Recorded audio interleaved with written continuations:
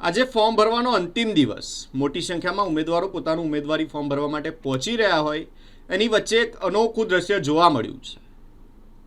અપક્ષ ઉમેદવારી કરવા માટે પહોંચેલા ઉમેદવાર ભાજપનો ખેસ ધારણ કરીને ઉમેદવારી ફોર્મ ભરવા માટે પહોંચ્યા છે। વાત કરીએ તો પોર બેઠકની કે જ્યાં ભાજપ દ્વારા જિલ્લા પંચાયતની બેઠક માટે અંકિતાબેન પરમારને ટિકિટ આપવામાં આવી, પરંતુ હરીફ દાવેદાર નૈનાબેન પરમાર આ નિર્ણયથી નારાજ જોવા મળ્યા છે અને તેમને અપક્ષ ઉમેદવારી નોંધાવી છે। ભાજપનો ખેસ ધારણ કરી તેઓ અપક્ષ ઉમેદવારી કરવા માટે પહોંચ્યા છે અને સાથે જ કહ્યું છે કે વિચારધારા તો ભાજપની જ રહેશે।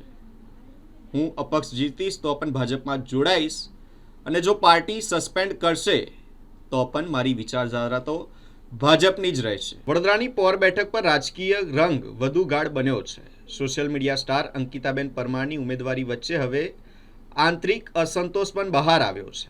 ભાજપથી નારાજ નૈનાબેન પરમારે અપક્ષ ઉમેદવારી નોંધાવતા રાજકીય ચર્ચાઓ તેજ થઈ ગઈ છે। પોર બેઠક પરથી નૈનાબેન પરમારે ભાજપનો ખેસ પહેરીને જ અપક્ષ ઉમેદવારી નોંધાવી છે, જેને લઈને અનેક રાજકીય સવાલો ઊભા થઈ રહ્યા છે।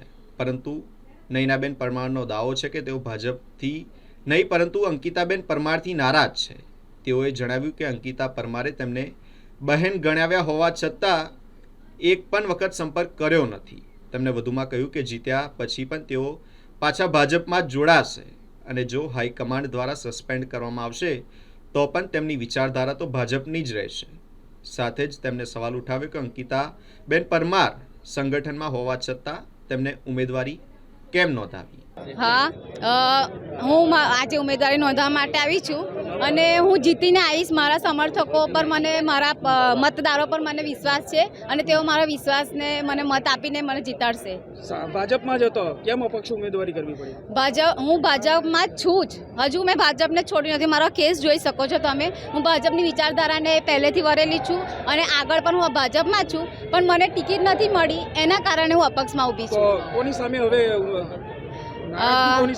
નારાજગી તો અંકિતાબેન સામે છે, કારણ કે એમની પાસે આટલા બધા હોદ્દા છે, તાલુકા પ્રમુખ, તાલુકા સદસ્ય અને આજે જિલ્લા પંચાયતમાં પણ લડવા જઈ રહ્યા છે અને યુવા મોરચાના ઉપાધ્યક્ષ છે। આટલા બધા હોદ્દા છે, એ મને બેન માને છે, પરિવારની બેન છે, તો બેન માટે એક હોદ્દો ના છોડી શકાય બેન।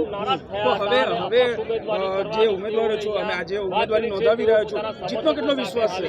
પૂરેપૂરો વિશ્વાસ છે મને, મારા મતદારો પર વિશ્વાસ છે। હા બેન, હું જીતીને પાર્ટીમાં જોડાયેલી છું, મેં હજુ છેડો છોડ્યો નથી આ પાર્ટીમાં। હા, પાર્ટી એક્શન લેશે, પણ હું પાર્ટીમાં જ છું, હું આ પાર્ટીથી નારાજ નથી।